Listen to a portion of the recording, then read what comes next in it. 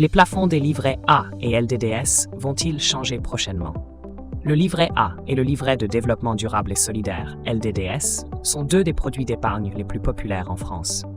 En 2023, ces livrets continuent d'offrir des avantages fiscaux intéressants avec des plafonds bien établis. Toutefois, une question persiste. Ces plafonds vont-ils changer prochainement? Cette vidéo explore les plafonds actuels, les récentes discussions autour de leur révision et les perspectives pour les années à venir. Les plafonds actuels du livret A et du LDDS. Actuellement, le plafond du livret A est fixé à 22 950 €. Ce montant n'a pas changé depuis 2013, date à laquelle il a été porté à ce niveau pour encourager l'épargne populaire. Pour le LDDS, anciennement connu sous le nom de LDD, le plafond est plus bas, avec une limite de 12 000 €.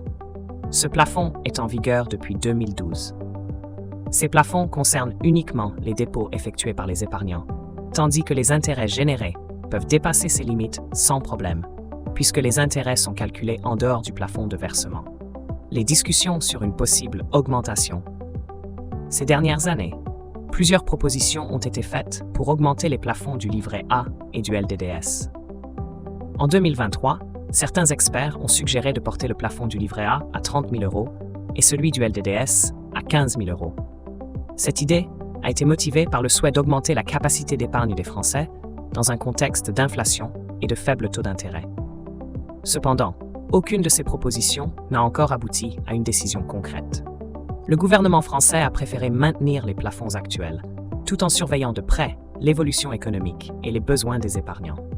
Pourquoi ces plafonds pourraient ne pas changer? Plusieurs facteurs expliquent pourquoi les plafonds du livret A et du LDDS pourraient ne pas changer dans un avenir proche.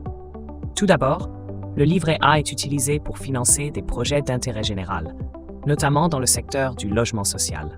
Augmenter trop rapidement les plafonds pourrait entraîner une accumulation excessive de fonds dans ces livrets, sans réelle utilité pour l'économie.